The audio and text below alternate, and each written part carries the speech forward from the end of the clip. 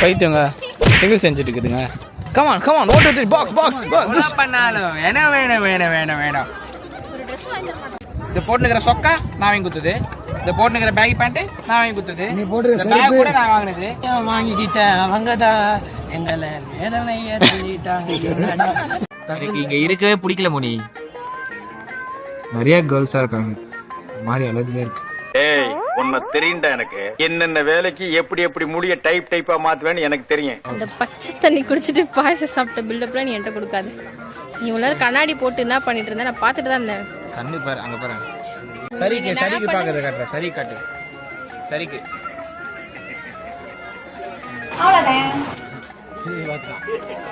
ரெண்டு முன்னாடி பாக்குறான்.